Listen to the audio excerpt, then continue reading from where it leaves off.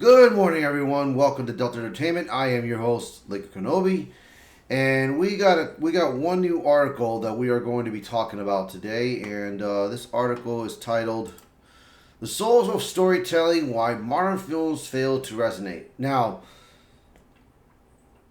time and time again, ever since 2016, we've had films that have tend to slowly and maturely have failed, especially certain franchises.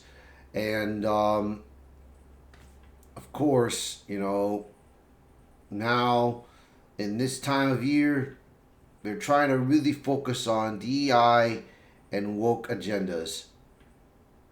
And it's just ridiculous, bro. And they've done it on movies, on shows, on cartoons, animation, certain comic books, and they have done it mostly on video games.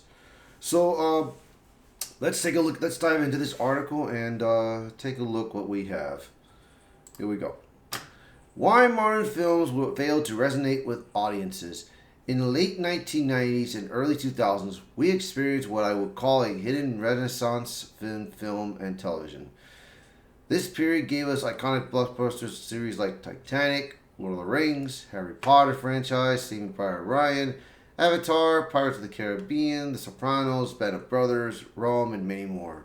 These works are now considered timeless classics, stories that resonate deeply with audiences and shaped the cultural landscape.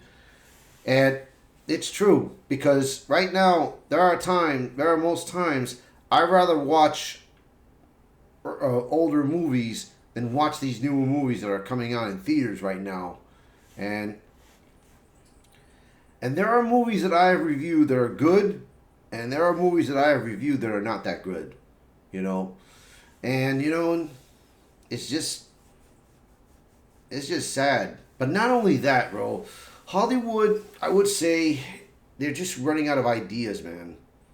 They're just running out of ideas, and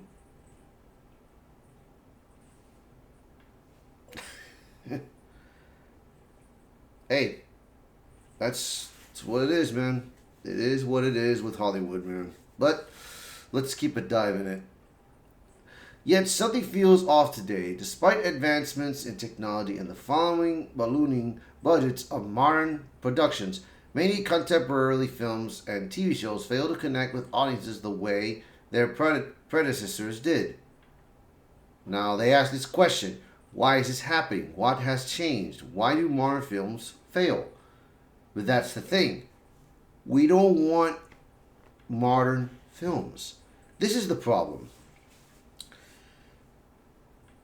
Movies, television shows, comic books, book novels, cartoons, animation, video games, they represent entertainment.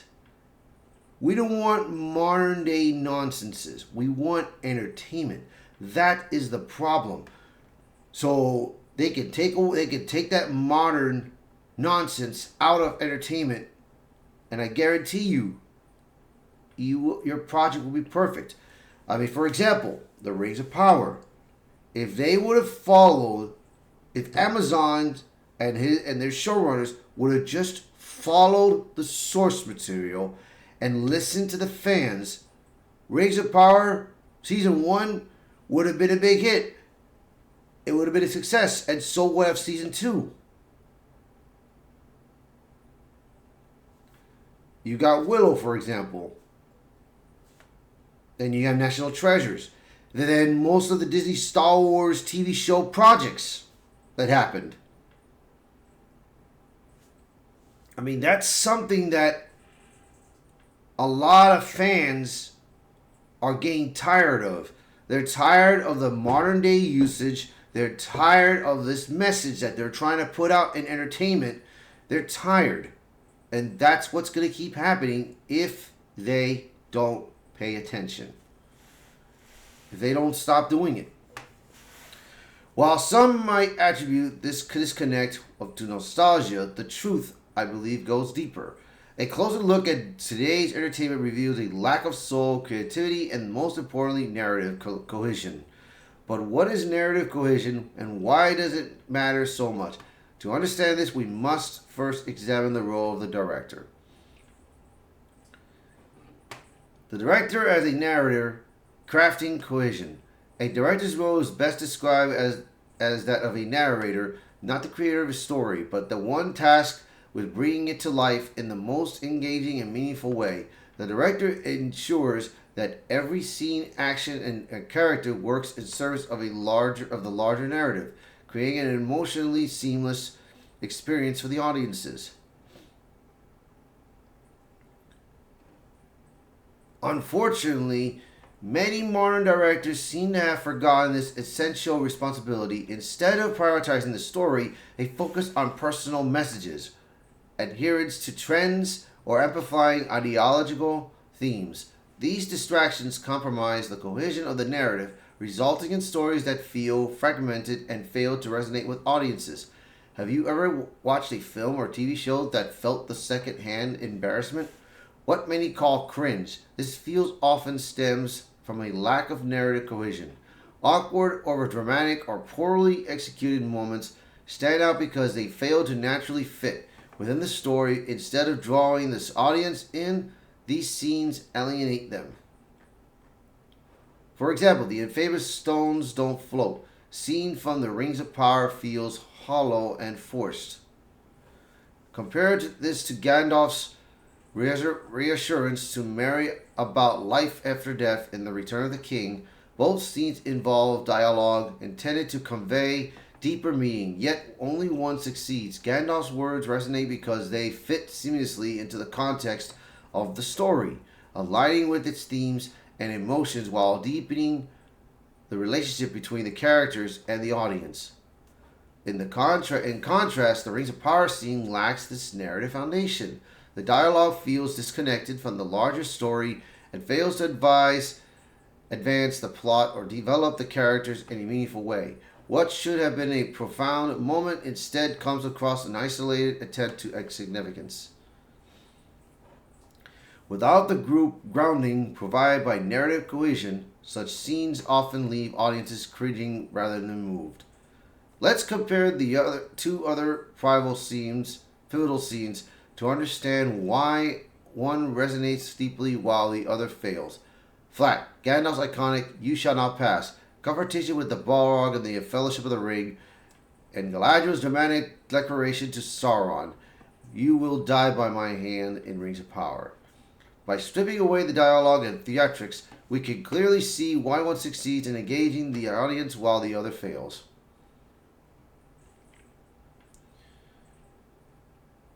Yeah, man, because when I first saw The Rings of Power Season 1, I did not like how they were doing it, bro. They changed the story, and people are making excuse that, oh, this is just the past, man. Why are you getting so overreacted? Because I do my research. I do research on these things. And I'm going to be honest. I am not a Middle Earth mythologist. But I do a lot of research. I read what the fans say. I listen to what the fans say. Like, for example, I have talked to Gary Neurotic in many of the conventions that I've gone to, in MegaCon, SpaceCon, any others. And I have asked him about Elrond and Galadriel, because when I looked at the Rings of Power, something was not right. Something was off about the two characters. So I asked Gary about them. Elrond was always meant to be a soldier. He was always meant to be a warrior. Galadriel was a priestess. She's always been a priestess. She ran away, and he told me that she ran away from one battle, and that was it. But still, and not only that, Galadriel is the great-great-great-great-grandmother of Elrond. And if you saw Season 2, they kissed. But that's just an example of what I am saying. So, let me keep reading this part. Gandalf's confrontation is intricately woven into the narrative. His stand against the Balrog is not just a dramatic highlight, but a crucial turning point in the story. The stakes are clear. Gandalf sacrifices himself to ensure the Fellowship escape. This act has far reaching consequences for the plot and character. Even without his famous words, the scene would still resonate because of its narrative purpose. It propels the story forward, leaves the fellowship shaken, and fills the audience with questions about what will happen next. Every element of the scene, from the action to the emotional weight, feels earned. In contrast, Galadriel's confrontation with Sauron feels shallow and disconnected. After a dramatic declaration, "You will die by my hand," the scene ends with the characters glaring and shouting at each other before walking away. There are no meaningful stakes, resolutions, or consequences to the confrontation. Unlike Gandalf's moment, which carries tangible stakes and impacts the narrative, Galadriel feels like an isolated attempt to create drama. Without any real connection to the story or its characters, the audience is left disengaged. Gandalf's sacrifice resonates not only because of its impact on the plot, but because the audience is emotionally invested in him and his journey. We've seen his wisdom, his struggles, and his unwavering bond with the Fellowship, making his loss deeply personal. Similarly, Boromir's death in the Fellowship of the Ring is another example of emotional stakes done right. His journey from eternal conflict to redemption is shown in real time. When Boromir sacrifices himself to protect Merry and Pippin, the audience shares his loss because they follow his arc. So what they're saying, what this article is saying is, if you follow the source material if you follow it and you do it right, your show or movie or anything will be successful. You'll be making money like crazy. But since they don't follow it and they want to change things, they're going to ruin it. By contrast, Galadriel's motivation to avenge her brother feels distant and unearned.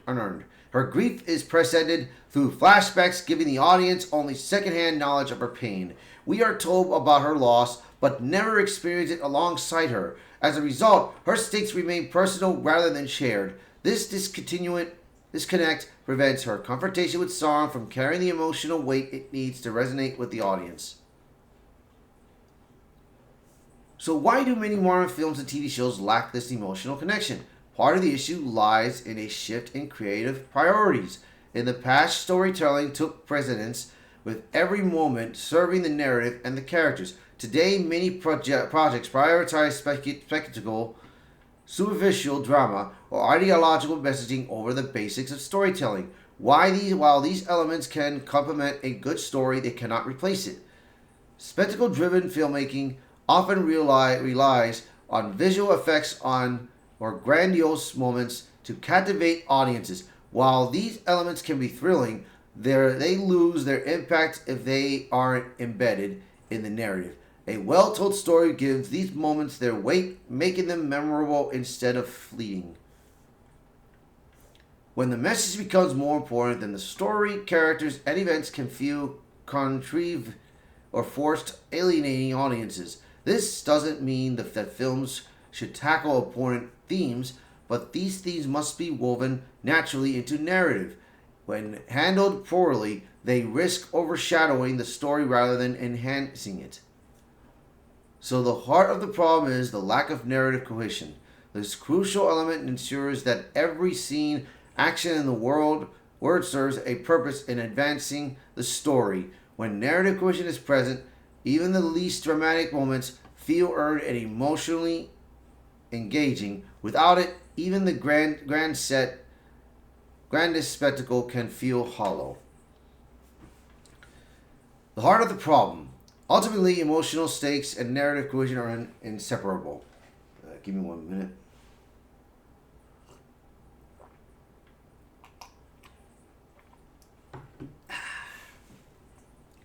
A well-told story ensures that every moment has purpose, the characters' actions resonate, and that the audiences remain emotionally invested. Modern films and TV shows often miss this mark because they prioritize spectacle, ideological, or superficial drama over these foundational elements. To recapture the magic of the hidden Renaissance era, filmmakers must refocus on the basics of storytelling. They must ask themselves, does this scene serve the narrative? Does it connect emotionally with an audience?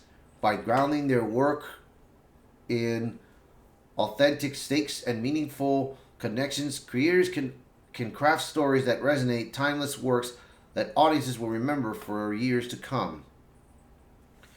The solution lies in returning to stories that prioritize substance and over spectacle, characters over checklists, and coherences over forced messages. It requires courage to take creative risks, trust the intelligence of audiences, and focus on delivering narratives that feel personal and genuine. Films that achieve this one can once again inspire, move, the captivate in the way so many classics of the past have. But why have so many modern films drifted away from these principles? Why do modern films fail? What lies at the root of this shift? And why do today's filmmakers often choose spectacle and ideology over the soul of the storytelling? That is another tale that needs to be told. So yeah, it's like this. If you try to put films or shows into modern audiences, you will fail. Because I mean, that's the key.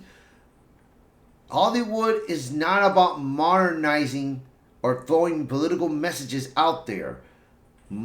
Hollywood is entertainment. Movies and films are entertainment. Like video games, like comic books, like book novels, like TV shows. They're all about entertainment.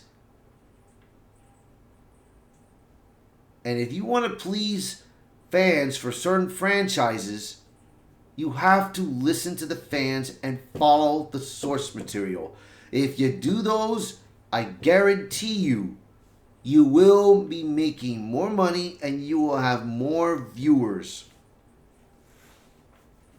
So that's going to be it for this article. So I hope you guys enjoyed this video. Thank you for watching this channel. If you like the video, hit the like button, share this video, post a comment below, let me know your thoughts. And if you're new to the channel, please hit that subscribe button for me. Alright everyone, I hope you guys have a wonderful day. I will see you in the next one. Bye for now.